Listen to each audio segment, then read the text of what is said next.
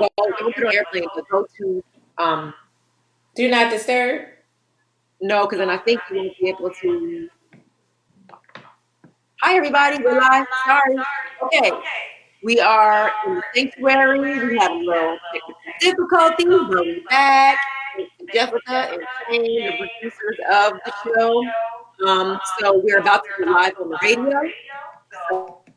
So just like, please share, ask me questions. We have two amazing women in the studio today. So we're about to hit it. All right, just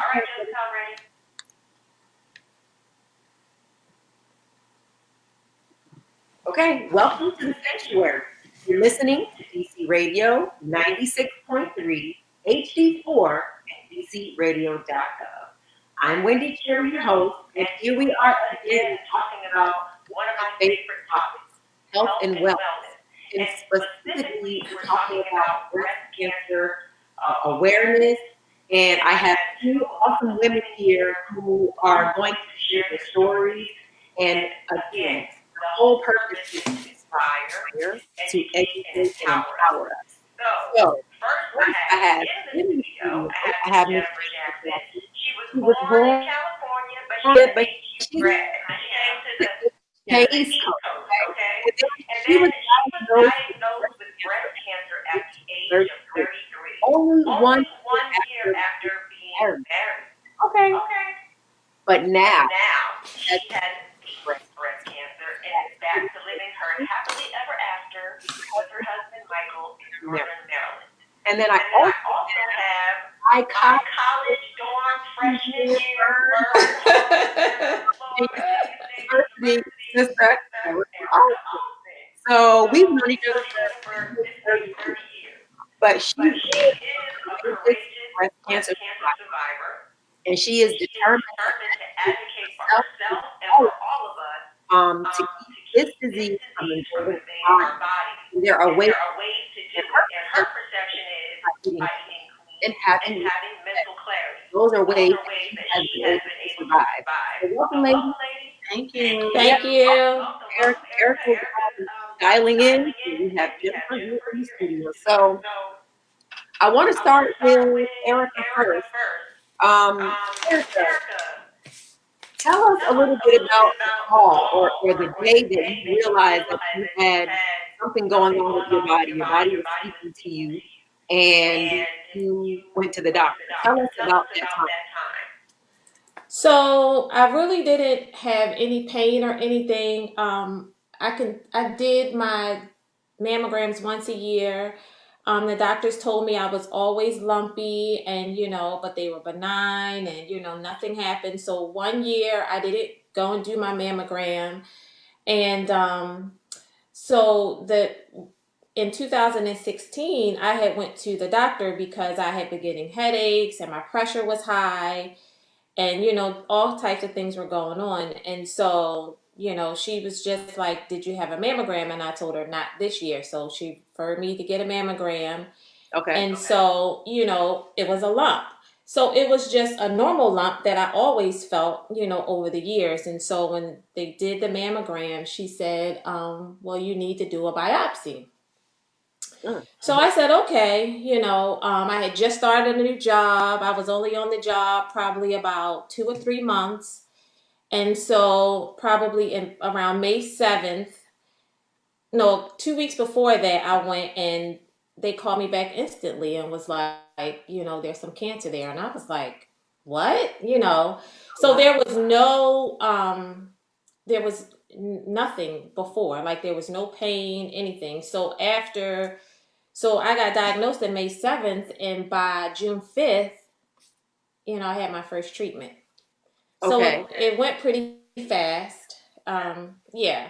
So that's kind of how it all started. And what year was that? In 2016. Okay, so this is recently. Yep, I will be 3 years in October. Okay, so you went from just thinking that, everything was normal until they tell you that you have this cancer, and then you go straight to, you said your first treatment. Was it in surgery or what was it? Well, after I got diagnosed, I got so many calls because, like I said, I had just started a new job. So after I got diagnosed, everybody was calling me. You got to do this test. You got to do that test. You got to do this. You got to do that. Okay. And so I met with the oncologist and a surgeon. Okay. So they were just like, oh, bring your family, whoever you want to have with you, so we could talk everything out. And so we all sat down and they basically said, this is what's got to happen. You got to have 6 rounds of chemo, you got to have surgery, you got to have radiation. So they kind of laid it out that day. So I Okay. left overwhelmed. Yes. It was me and my daughter. It was just me and my daughter, the oncologist and the surgeon. And we were just sitting there like what? Like where they just piled everything on you at one time. Right. Right. And so, I was kind of, strong when I was in there, but, by the time I got home, I cried. And that was like the only time, that I cried. And so, after talking and doing all of that, I had to have a procedure to get my port in, so I did all of that. And so, I didn't do in the beginning. I didn't do a whole lot of research because I'm relying on the doctors telling Mm. me, this is what needs to be done. Right. So as I, went through everything, kind of stayed positive. I was like, this is not going to beat me. It is what it is. I have to go through it. So I did the 6 rounds of chemo. So after going through, you know, probably around the fourth treatment, I started doing, when I had the strength, I started doing research and stuff and researching the cancer and different things. And, I had a friend who referred me to this herbalist. Okay. And so he's from Grenada.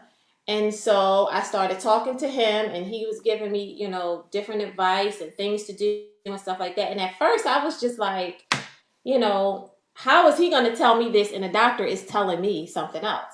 So Right. they kind of make you feel like you can't listen to anyone else but them. Right. And so as he started to give me, things to do and teas to drink and stuff, I started feeling better. And, so I went on with the chemo. I finished it. And then, so the chemo was to shrink the tumor. So my tumor was probably like a golf ball size.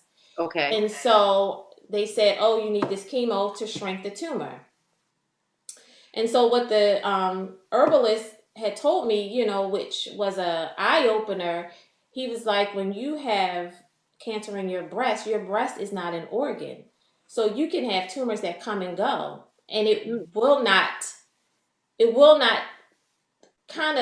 if it doesn't go to your organs, you can get tumors in your breast. They can come, they can go, which I'm sure we all get throughout our lifetime. Right. Until it goes to an organ, you can live with that lump for years. Right. And so, but the doctors won't tell you that, Right.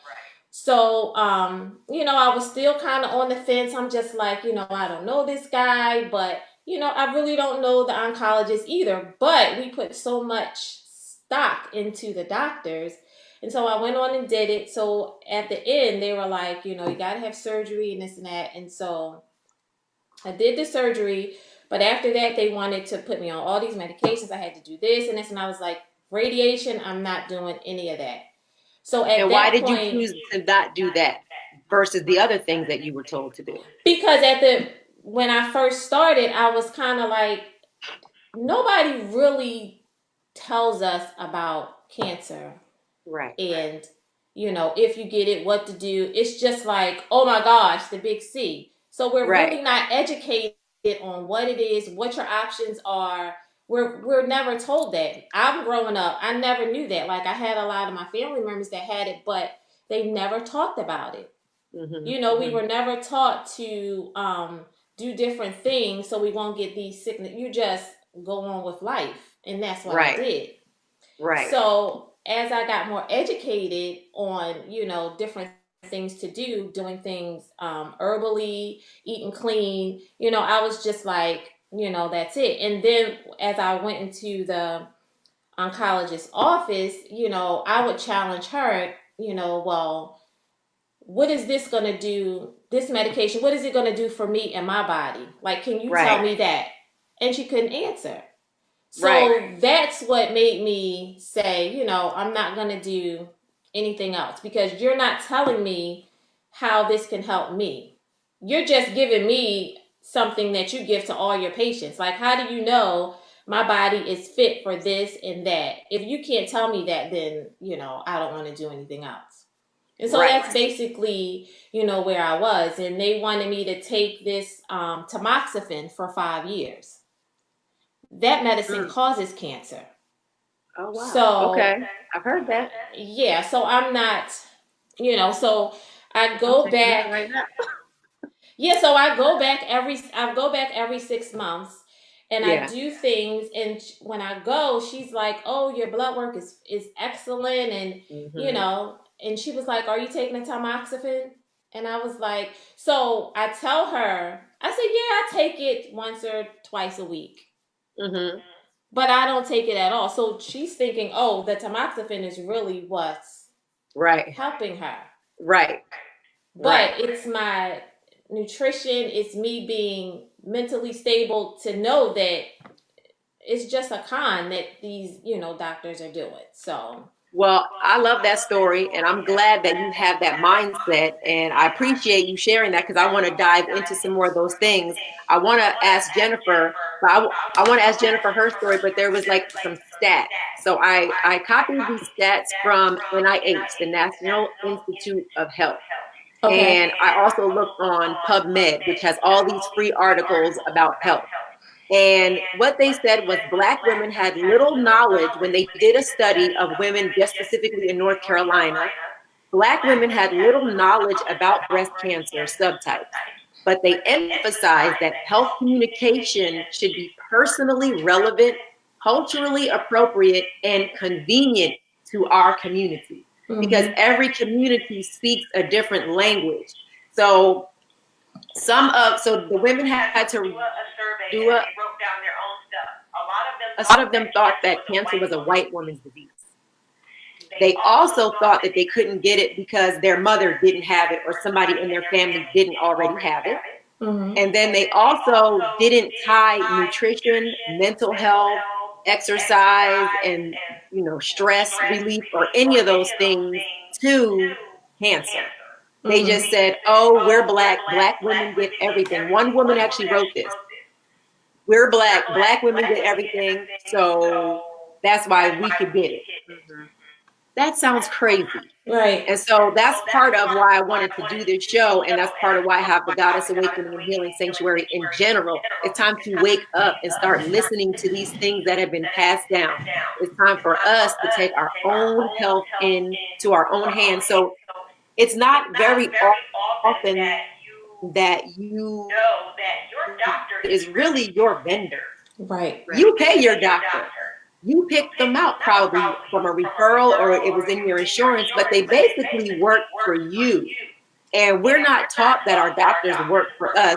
We're taught to give all of our power to the doctors and to just listen to what they say and to take it as a Bible verse, that they know exactly what it is. So I want to bring Jennifer in, who's been so patient. I want to bring Jennifer in and talk about your experience, because Erika's was 2016. When was yours? Mine was 2017. I was only 33 years old. And, you just think I'm at an age where I don't have to deal with any real illness, especially not cancer.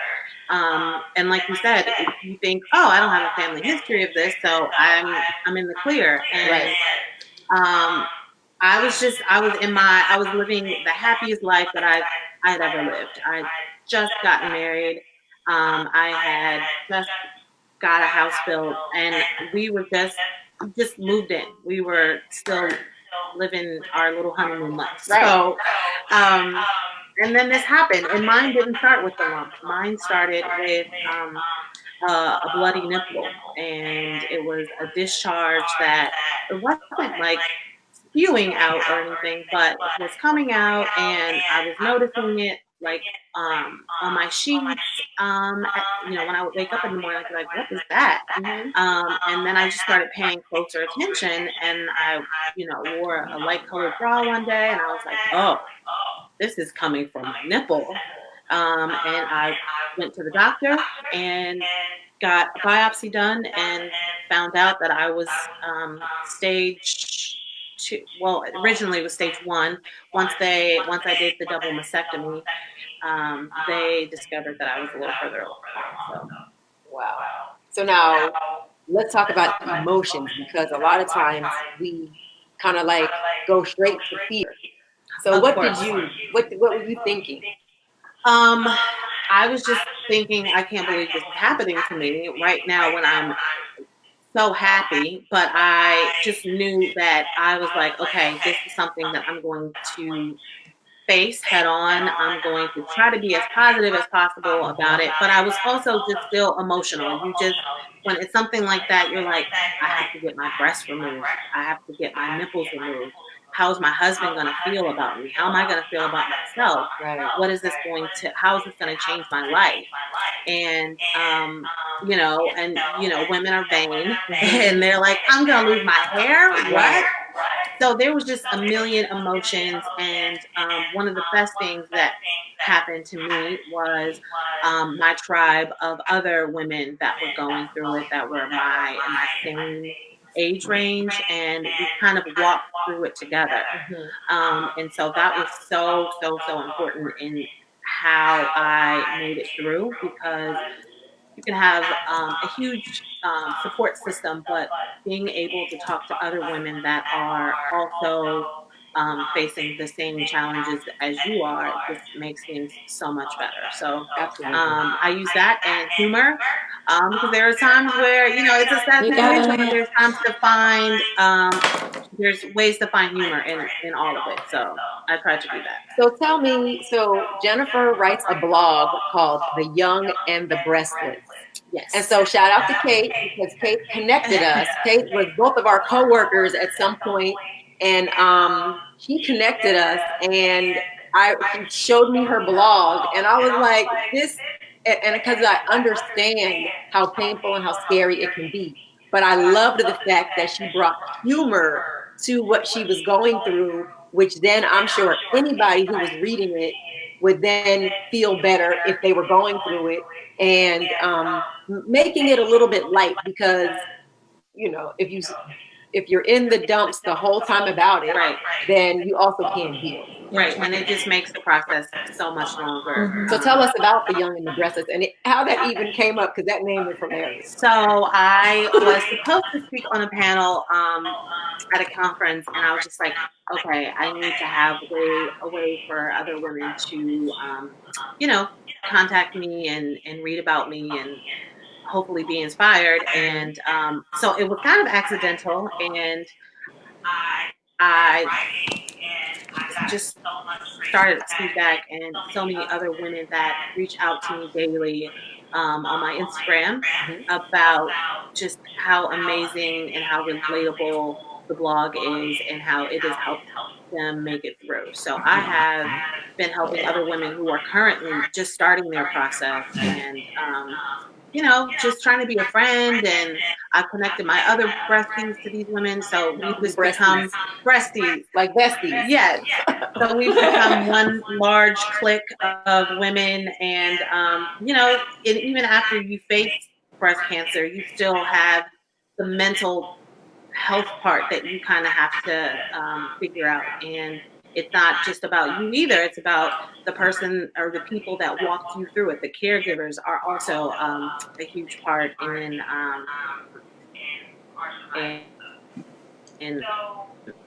Well, I appreciate that, and I'm glad that you were able to find that kind of a tribe. Not everybody is able to find that.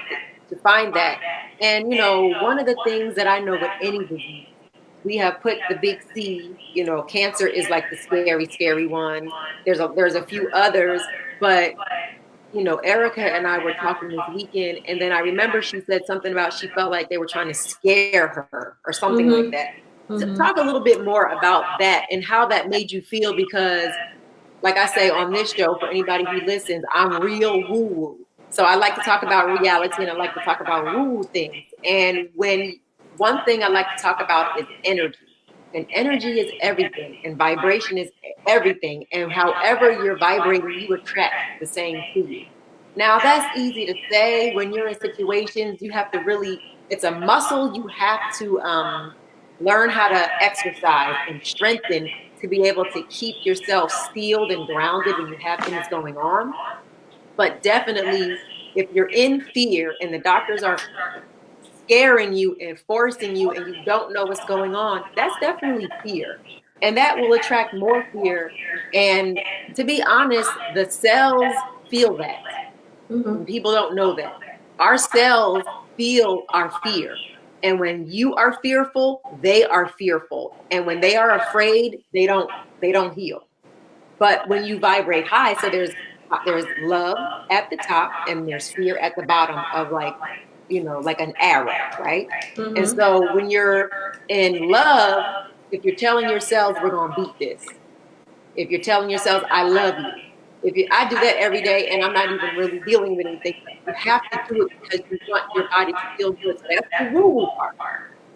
So let's talk about the realistic part of, I posted some stats here, and one of the stats that says, despite improvements in breast cancer detection, diagnosis, and treatment, it is well documented that African American women are still disproportionately affected by. Have you heard that stat before? It's just one of those things where we are, especially African American women, we are like atlas. We're something else. We hold everything to everybody.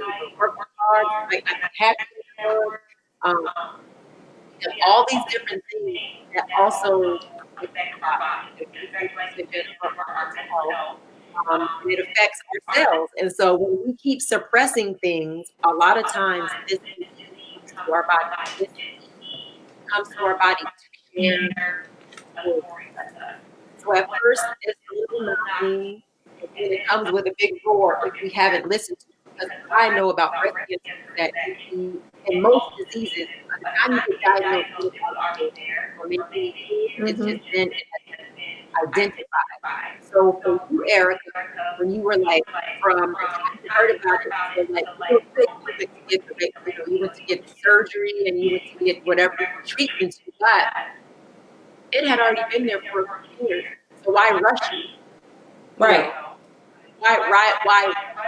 So let's talk about some of the ways that you were able to advocate for yourself in the doctor's office and as you were going through the process, because that's why I don't want to just like do all the scary stuff. I want to talk about ways like Jennifer doing it with a little bit of humor, and you would advocate. How can you advocate for yourself if you come to find yourself in that situation? Well, advocating for yourself, meaning like when you go into the doctor's office, like you have to have the upper hand. Like, kind of don't give them the upper hand. Like they say it's 1, 2, or 3. So those 1, 2, and 3, you should have questions. Okay, well, if you're going to put me on this medications, what are the side effects? What are, just continue to ask questions. And just like, why can that help me? Don't just have them lay out something for you without you asking questions, because they're not always right. Everything they, is not written in stone, because the medication they may prescribe, I may be allergic to it. Like, how do they know that?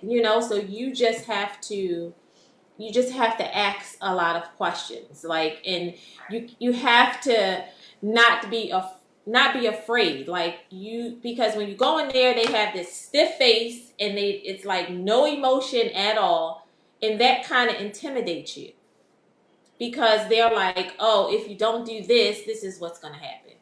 Yep. But you do have options, which they absolutely do not tell you. They just say, this is what it is, and it's not. And if you don't speak up for yourself, then they'll just say, oh, well, this is what you have to do. So I would say you just have to ask the right questions. Right. I tell my daughter all the time, she asks me questions, she's 16, and I'm like, you hold the world in your hand, Mm-hmm. right? Information, this is the information age. You can find information on anything. And there's, if you know anything about the internet, you'll get one side, you'll get 73 sides. Mm-hmm. And so it's just up for you. And this is not just for cancer, this is with anything. You are able to go online and, like they say, Google and research the different things that you're getting, and then you sit with yourself, you sit with your own heart, you sit with the people that love you, you sit with your own intuition, Mm-hmm. and you say, what's right for me? Right. What really makes sense for me, in this situation that I'm finding myself? What feels good, what doesn't, what makes sense? Because like you said, a lot of times you will be diagnosed, I haven't ever been diagnosed with cancer, obviously, but I have been diagnosed with other things. And doctors told me so many things, and I jumped through so many hoops, and I still found myself at some point in the same situation. And so one day I just was like, what's really good? What's good? What am I doing? I have spent so much money. I have spent so much time. Keep it real, I have so much scar tissue. Like, what the hell is happening? Right. And so, like, I had to do something different. So I started to ask for wisdom. And I started to ask guidance, and I started to Google stuff. Right. And then as soon as I started with that spirit, then all these people came to me. People came to me. Resources came to me. Information came to me for me to be able to then make another choice on what they were telling me versus what I wanted to do. I have a breastfeed that is basically just starting her journey. She hasn't even started treatment yet, and she doesn't have kids. So like me, she, is about to start fertility treatment so that she can have babies after this. And she has her doctors that are telling her, you need to hurry up. You have 2 weeks before, you have 2 weeks to get all of this done because we need you to get chemo. We need you to start chemo. To have you do all of this stuff. And I'm like, Mm-hmm. you waited this long. Right. Wait another That's right. Do whatever you need to do to make sure that you're making the right decision for you. Right. That's right. So, Yeah. and for those of you who are just joining us or who are coming in later, know that if you come up with any diagnosis for anything, please know, because this is the part where we are inspiring, we're educating, and we're empowering. So if you have something, a dis-ease, a little something going on in your body, it has been there for quite a few years probably. And now you are just starting to, get the symptoms, and now it's identified. Please don't rush yourself or allow yourself to be rushed to make any rash decision before you do your own prayer, before you do your own meditation, before you talk to the people that love you, who can help guide you, before you start to move past the fear and the shock. It's a grief thing, I'm pretty sure. So you go through the cycle of grief of like the bargaining, like, God, how did this happen to me? Or why did this happen to me? And all these different things. But I do know that when you have something going on in your body, it's an opportunity to really see if you're living the life that you want to live. Because a lot of times when we have these diseases in our body, it's because we've suppressed who we are for so long. Mm-hmm. We're not living our dreams. We're not speaking up for themselves. So like an example, thyroid. When you don't speak the truth about who you are, it gets blocked here. It's stagnation because we're not living our lives. We're not living the life that we were born to live. We kind of like gotten into society. And then we get on like the hamster wheel, and then we just ride the hamster wheel. We got this job, we went to college, we got the husband, we're going to have the children, we want the house. And it's not all of life. You know what I'm saying? There are other things that we want to do. So I'm glad that you were able to tell her that and keep telling her that. Yeah. Mm-hmm. So does anybody else, Erica, what you're like, 2016, October is like your celebration milestone. What have you been doing now? I know you're not telling the doctor that you're not taking that medicine, and that's fine. What else do you do to keep yourself mentally clear and, empowered to your journey? Well, I mean, I just stay positive every day, is definitely a gift. So, I just look at things totally different. I cherish people in my life, because having cancer, it really showed me who people are, who's for me, who's not, and I think sometimes when we get things, we kind of think they're punishment for things that we've done. But sometimes things happen to us to wake us up. You know what I mean? To do different things. Right. To make people more aware of different things. So I never I never thought that I got cancer as a punishment. I'm over the past year, I'm realizing that I got it for a reason, and it needs to be told that no, it's not a death sentence. Cancer is just like any other disease. It could be just like depression or pneumonia. It's just something that you have to, you potentially have to go through. It could take you, into different levels. It could bring you closer to people. It makes you think about life. So that's just how I every day I just live and I do what I want to do. Like I'm not um like I thought that job that I had was, that was the job that I was going to have for years. Right. But, I got cancer, and so now I'm not working. So now I'm trying to spend my time to be I guess not really a spokesperson, but to speak out more about, that it's not what everybody or these doctors think it is. It's really not. They shouldn't be scaring people. Yeah. So every time I get the opportunity where I can speak and, encourage someone, that's always a plus for me. It could be one person, two people, but people have to realize that it's definitely not a death sentence. It is curable, and people just need to know that. So I really would like to do different things to get that word out. And it's a lot of people out there doing this same thing, but not a lot of people of color telling our people that they don't have to go through what they're going through. Right. So that I would like that to be my mission. Like, even the younger girls, like, you shouldn't be diagnosed with cancer in your 20s. Like, you shouldn't even be diagnosed with it at all. It's just, right. You just need to be watching what you're eating. Your mind, stress brings on a lot of sickness. And, I really would like people to know that, you have to stay positive. You can't be stressed out. Let stuff go. Like, it's not that big of a deal. I mean, yes, things are a big deal, but you can't bring that into your body and take on other people's things. You can only control what you can control is really pretty much it. Right. Well, I love that, Erica. I love that you have that mindset. I think that's beautiful. And it is true. Black women, I did shows like just in the last month, I have done shows about the disparity of healthcare for Black women versus white women in the Western, society. We die faster. People don't tell us the truth. They don't listen to us. And it kind of became more prevalent when Serena Williams went in to have her baby, and she knew she was having a pulmonary embolism because she's had them before, and they were telling her no. Right. And she's like, yo, I went through this before. This is what I need.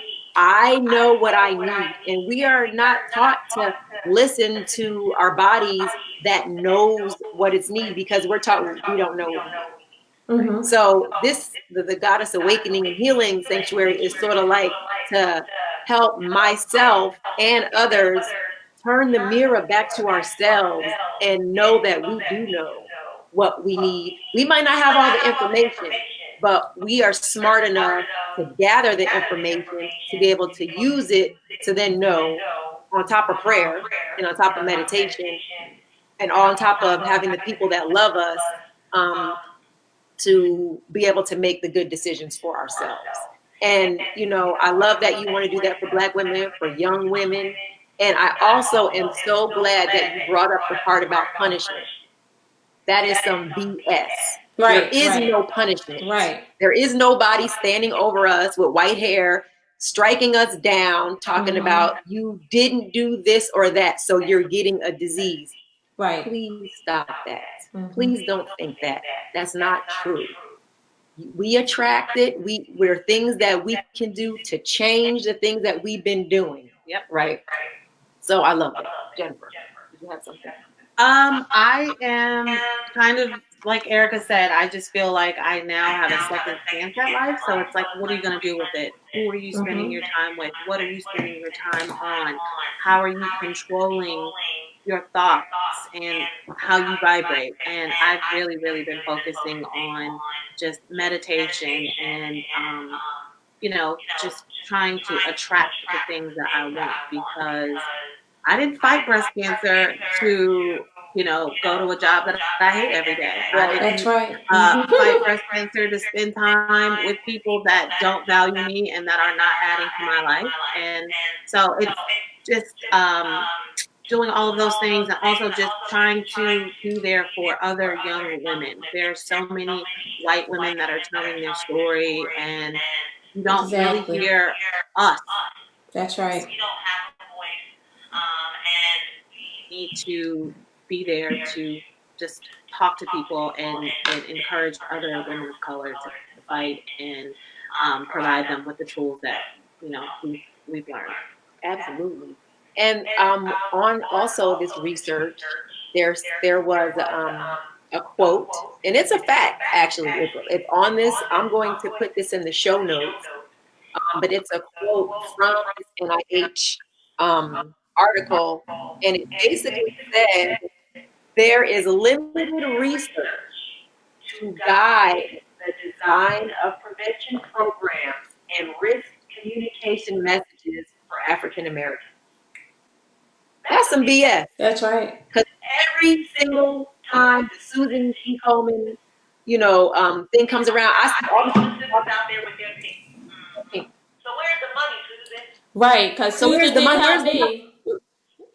So it's a marketing scheme. Is pretty much what it is. I hate to put it out there, but we all know the way they feel type stuff. So it's a really a marketing scheme.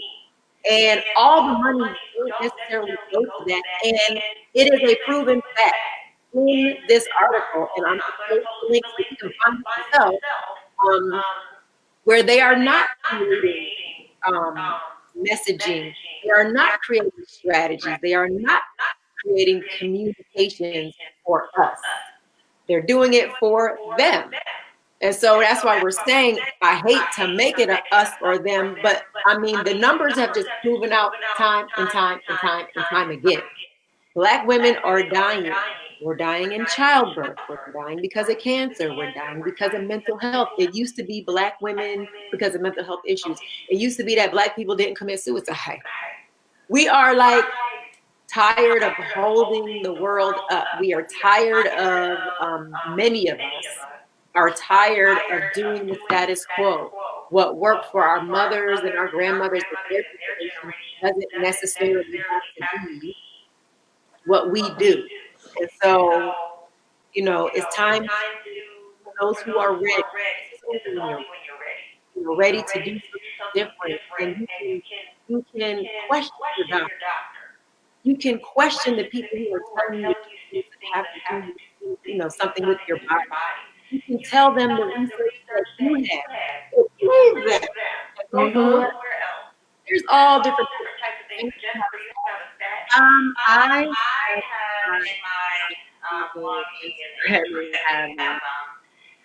come to follow a organization that is actually a branch of Super, and it's for Black women. It's called No Girl.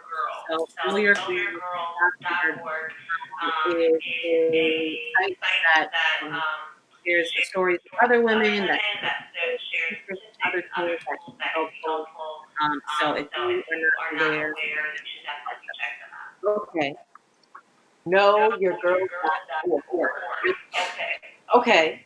And so let's talk about what you do when you wake up in the morning. Just keep yourself together. What your family and your husband and your siblings or whatever have been doing, how they've been navigating with it or not. So I have two women now. It's turned into like four that I talk to every day, and they just inspire me, and we all just pull each other up and encourage each other and make each other laugh. And so I talk to them pretty much from the time I wake up until the time I go to bed. I have a wonderful husband who is so amazing and so supportive, and I don't know what I would have done without him. So I just have wonderful people around me that are there to support me and allow me to support them. And Erica, how about for you? What kind of society or community have you put around yourself? That's kind of funny because before I got diagnosed, I have a lot of friends and, but it just seems like after, going through everything, it seems like people, not that they're scared to talk, like they don't know what to say. Like if I call her, like, what should I say?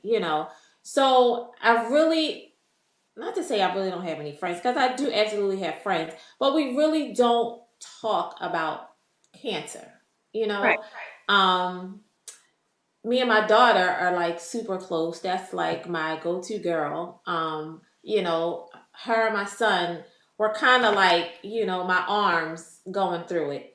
So I told some people, but I didn't tell a whole bunch of people. But eventually everybody knows. But, in the morning I just get up and, I just pray and I just, go day by day. Like if someone says, well, I'm always willing to talk about it. Like Jennifer, I joke about it a lot because it's a serious situation, but you can't make it so serious that it brings you down. So Right. I just stay positive all the time. I'm always laughing, you know. So that's pretty much it. Like I really don't have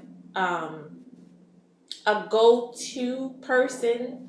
Like they set me up with a mentor when I was going through treatment, but Okay. haven't heard from her. Um, but and that doesn't bother me. Doesn't make me.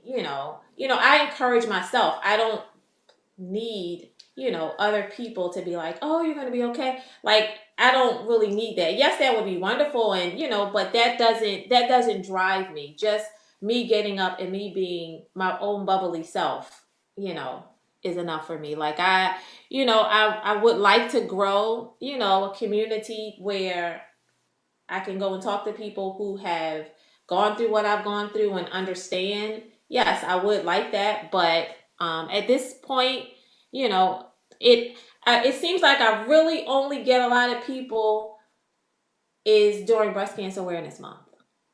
Like, around that time, it's like, oh, everybody wants to talk. Oh, here's Erica, she's a survivor, but I live this every day. I'm a survivor, but I'm just not a survivor during October. October, right. So yeah, that's where I don't, and I'm not mad that people are not calling me or and that's fine. I just live day by day being who I am.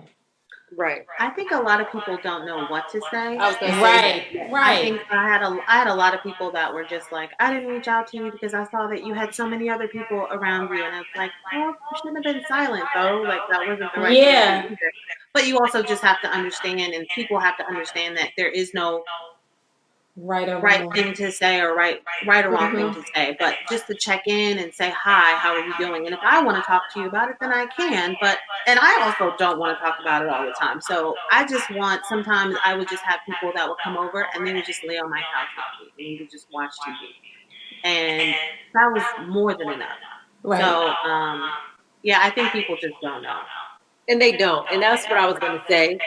You know how like when somebody dies and then Yeah. you're like scared to call the person who's somebody died in their family? It's the same thing. You Same know, thing. you kind of don't know what to do. I think that we have gotten a little bit of a buffer with text Yep. because you can text the person and be like, you all right? And then you can feel like if they draw you in because they want to speak about it, then, and then, you know, some people just, everybody's different. And so some people find strength in just being able to keep their small little circle and going with it that way. And some people just want the whole community.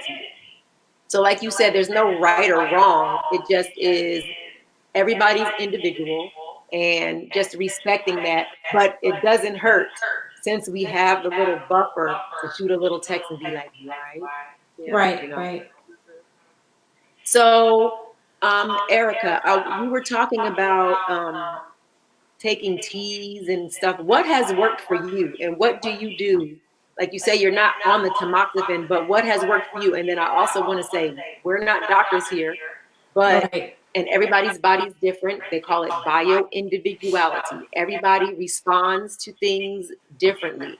But what have you found that has worked for you to be able to keep your blood level so great when every time you go to the doctor and you know to yourself that you're not on that medicine? So what are the things you've been doing? Well, for one, what I did, I stopped eating meat. Um, because my cancer was hormone driven. I was a HER2 positive, so that was a hormone driven cancer. Okay. So I just did a lot of research on that, and Estrogen dominance? yes. Okay, estrogen dominance. Okay. Mhm. Let's talk about that when you get, keep on going. So I for years I didn't eat pork or red meat. So I was really, a healthy, I would say, I was pretty healthy. Um but I just didn't, I just couldn't, and I'm not a doctor, so I said, where did it come from? And I had to think back to, the different things I was on. So backtrack, a year before I got diagnosed with cancer, I was diagnosed with lupus. Oh, So when I was on, so the only thing I was doing different was I was on a lupus medication, and so I just looked at that as a wake up call. Like I didn't, and it all boils down to inflammation. Like that is the basis of really where most diseases start is inflammation. So I had that, and I was taking that for a year, and so that medication. So I was juicing and doing different things, and I was going back, and things were getting better. So I said, okay, I don't need to take that medicine anymore. But I kind of stopped doing what I was doing. I stopped doing the juicing and things like that. And so it kind of, I started feeling the way I was feeling again. And so that's what prompted me to keep going to the doctor. So when I guess the flare-ups kept coming and I was ignoring them, and so they apparently got out of control, and that's when I got diagnosed with cancer. So I went back to the juicing. I said, well, let me go back to what worked. And so when I was on chemo and stuff, I asked the doctor, can I take a vitamin? They were like, no, we don't want you to take anything but this medicine. And so I didn't listen to her. I still took my, my vitamins and things like that, which made me feel better. So I just stopped eating meat. I juice a lot. I have a friend who is, she's also a herbalist. She studied with the other guy. So she makes this cancer tea okay. for me. And it has different things in it, like cordyceps. It's just things from the earth. Yeah. And I do that 3 times a day. It tastes like dirt. It really does. But it helps. Like, Right. So she gave me other things to take. I take B12. I do iodine. I do different supplements. And just eat clean. That's really it. I don't drink sodas. I drink all water and tea, green tea, and that's really it. Like I don't, and I exercise. I go to the gym, and I just stay moving. And that's basically what I do. Keep my mind clear. So that's on a daily basis, that's what I do. If I just started going back to work. Well, it's been about almost a year since I've been back to work. So only Okay. work. I do hair, so only work when I want to work, like 3 days a Okay. week. That's it. Okay. I don't stress myself out.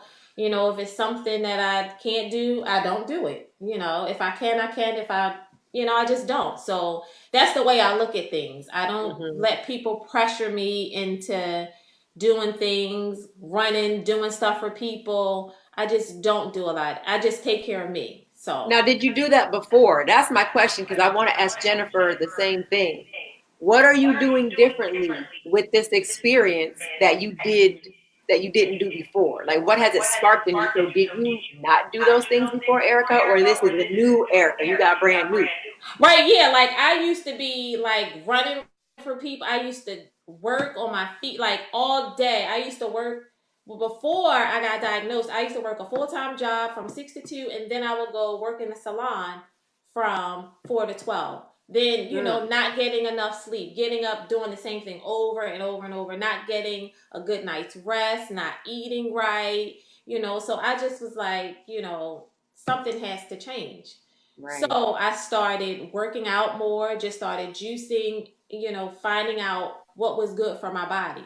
I ate vegetables, but the basic vegetables. So now I do organic. I Hmm. make my own juice, like things like that I find raw vegetables that are good and heal your body. Right. And So how do you know that? Is it because you're Googling, or how do you know what heals your body? well, I mean, not just Googling, but when I talk to the herbalist, just different things that they tell me is good Right. for my body and my blood type. Yep. I didn't know that, my blood type requires certain things. Hmm. That's enough, so I put those things in my body that are good for my blood type and will make me thrive. So those Okay. are things that I do that I wasn't doing before. Just people be like, "Oh, you should eat this." So I just research that to see, Right. yeah, is Everything that ain't for really good for everybody. me? Right, Yeah, right. everything is not for everybody, and everybody's body is different. I wanted to talk about the estrogen dominance. I'm estrogen dominant too, but many of us are because of our environment. I took all the plastics as much as I could out of my house. So if you look online, you can just Google um, estrogen, things that create estrogen dominance in the body. Sitting in front of the computer, like I went to the doctor. My doctor, I go to a holistic doctor. She told me this like 4 or 5 years ago. Get the plastic out your house. Stop sitting in front of the internet all the time. It changes your endocrine system. It changes your hormones. It puts too much estrogen in.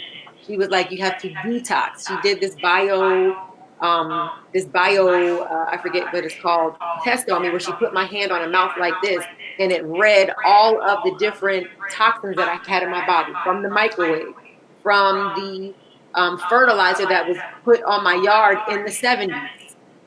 All those Mm-hmm. years ago, those things get absorbed into the fat, into your tissues in your body. And that's where you store them. Especially women, we store it on our stomachs, on our butts, and under our arms. So that's where these toxins live. And they could live there for a long time. And then one day, all of a sudden, you got cancer. You got to run and do whatever. So just know that estrogen dominance is, there's lots of things that cause estrogen dominance. And then there's a word for it, but it's, of course, it's escaping my mind now. But for those who are watching and listening, Google that, things that are estrogen dominant, and try to back yourself out of some of those things. A lot of that is environmental because we have so many new man-made things and plastic leaches and other things happen. So if you can sweat, if you don't have high blood pressure or any reason why you can't take a sea salt bath. We take sea salt baths. I go to the gym, I steam, and I sit in the sauna. I try to, do different things to detox my body, colon hydrotherapy, to try to get some of that stuff out because that causes estrogen dominance. So I wanted to hear Well, your I view feel on like what I you're need to doing step differently. my game up. I have definitely gone the organic route. I have changed just like my skincare products, Mm-hmm. um, the deodorant, Mhm. the natural deodorant. Yep. Um, and really just trying to work on my mental health because that is still a struggle for me. So it's something that you need support in. That It's is right. not a struggle It is because something our I need word support is in. our wand. And so if he's saying it's a struggle, then it's a struggle. So we need more support there. Yes. Okay. Yep. So I'm thinking Erika and Jennifer, y'all need to connect. We Because you do. need to bring We do. you need to bring Erika into that to them breasties situation, Yes. and then Erika can kind of like help as like the OG help talk about some of the ways to balance what they're getting at the doctor's office, advocacy, and some of the things that she's doing, and then everybody can do whatever they want to do. It's not a problem if you do what the doctors tell you to do if you want to do it. Some people, that's just what they want to do. They are comfortable going the route of what the doctor says. However, there are other options, and that's just the whole thing, is that there are other options. There are other things for you to consider. There are other ways that you can approach this and other diseases, dis-ease, just a little something going on in your body, an opportunity to give yourself a wake-up call. Yes. Right? Yep. So I think we have like 4 minutes, right? So I want to give Erika a few more, like the last few things you want to say, and then I want Jennifer to do the last few things she wants to say, and then to direct people to her website. Let me see. Well, first I want to say this has been a really good discussion. I did want to say also back to the doctor. When you go to the doctor, I don't know if people know this. I didn't know this. Like every time I go to the doctor, I ask them for the doctor's notes. Okay. Every time I go. So whatever tests they do on me, all of my blood work and all of that, what the doctor says, what I say, you can get a copy of that. Because most people don't know that they can get that. Like I have a whole stack of every time I go to the doctor, every treatment I went to, what she said, what I said, what she prescribed, what she didn't. So that's a good thing to have, because what if you don't want that doctor to care for you? You can take those records to someone else, or even to a holistic doctor, and they can, prescribe some things for you. So I did want to say that. That's perfect. Yeah, just that the natural route is the best way. Like I won't turn back. I don't, I do basically everything natural. Like Jennifer said, I do natural deodorant. I make my own shea butter. I don't even buy lotion, shampoo, all that stuff I make myself because I know what's in it. It's not a lot of preservatives, and a lot of times those are the things we put in our body that's messing our bodies up, like a lot of processed stuff. And I don't eat out a lot unless it's like if I know what it is. Like I cook a lot at home, so that's a huge thing that people don't do. So I just wanted to thank you for having me on. It was a really good discussion. Thank you. Thank you, Jennifer. Yes. So we got 2 minutes, Jennifer. Let's wrap it up. I would just say that breast cancer can be very, very scary for people. I just encourage anyone that is facing this disease or any kind of disease to just power through it. The only way out is through, and you will you will come out on the other side even better than when you started. Yeah. And I never thought that would be what it would be for me, but it has. And you can reach me. My blog is theyoungandthebreastless.com, and I have weekly blog updates. I'm also on Instagram, _youngandthebreastless. Okay. Well, thank you, ladies. Thank you, you. Erika. Thank you. Jennifer. Thank you for sharing, your stories, and definitely for letting the sisters know that there is another way. There is another way, and tapping into your intuition, eating good foods, doing the things you love are all ways that, you can, one, don't have these situations going on, but two, if you find yourself in it, it's not a curse. It's basically a wake-up call to allow you the opportunity to make a new choice. So thank you again for being in the sanctuary. You can find me on Instagram at Awaken and Heal.